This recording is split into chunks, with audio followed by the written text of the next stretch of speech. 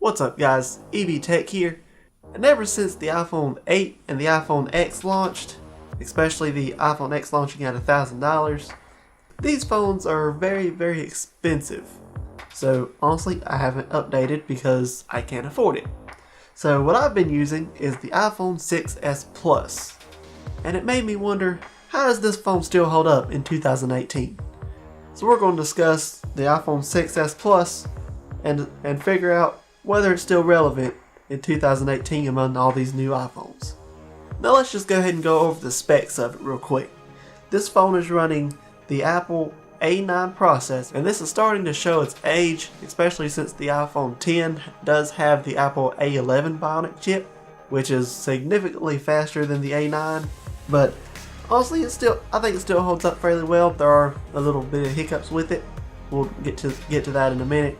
This also has 2 GB of RAM, and storage on these can range from 16 GB up to 128 GB, which I got the 64 GB model here because I personally like to have enough space to store all my videos, photos, and anything else I want.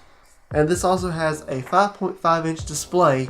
Unfortunately, this is not Apple's true color display, which frankly does give better colors and almost kind of resembles OLED, but unfortunately this phone is not new enough to have that display.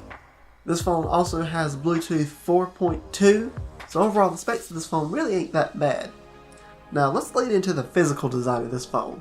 Now compared to the iPhone 6 Plus, this phone is slightly heavier, but it is lighter than the newer generation iPhones that pack in much more hardware into a smaller chassis. Most of the weight from the iPhone 8 mostly comes because the chassis is all glass, and glass is frankly heavier than aluminum.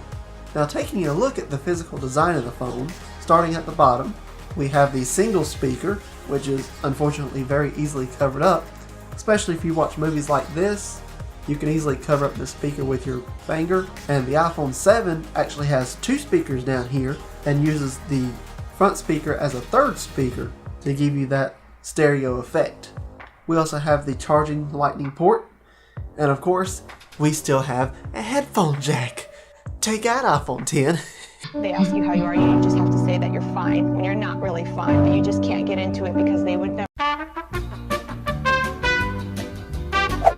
Anyway, moving on, along the left side we have the volume up and down, as well as your mute switch, which I honestly just leave mine on vibrate. Along the top we have nothing.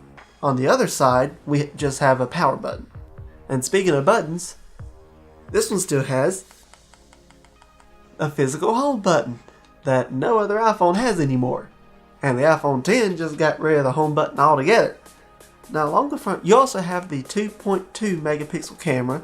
The quality of this isn't exactly the best, but it is better than nothing, and we have definitely seen worse cameras. Along the back we actually have these unfortunately nasty antenna bands, but I actually fixed mine with the dbrand skin, and this is actually the dbrand grip case. I actually did a video on this case and I'll link it up here, so you can check that out if you'd like. And I'm also rocking a pop socket on here just because, 1, I like to be able to hold my phone better, 2, I like Overwatch. I'm not good at it, but I like to play. And it also has a 12 megapixel camera on the back, which isn't bad. It definitely doesn't have anything on these new dual camera phones like the iPhone 7, 8, 10, and frankly, even the Pixel 2 honestly has better cameras than almost the iPhones, in my opinion. Also, I should mention, this back camera can do 4K at up to 30 frames a second and slow motion 1080p at 120 frames a second, which on a phone is actually pretty good.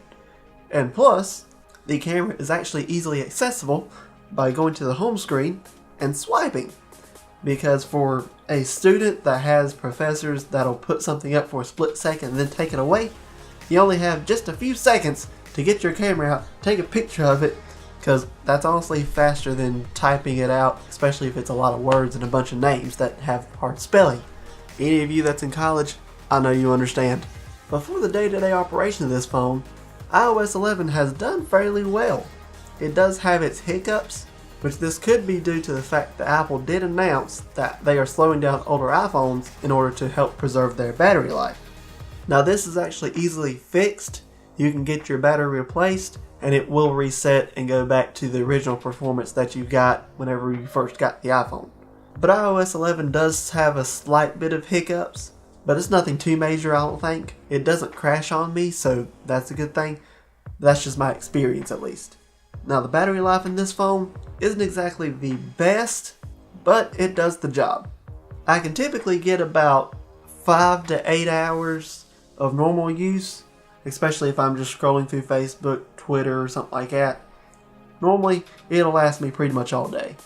But if you're watching a lot of videos on it, then, well, you might be lucky to get around 5 hours. But the battery really isn't bad by any means. And as for how the physical design of the phone held up, I've pretty much kept a case on mine almost the entire time.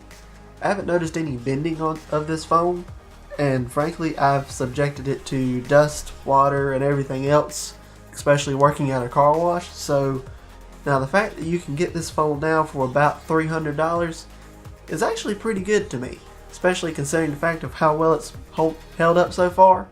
And Apple said they are going to continue support as far as iOS updates for another little while.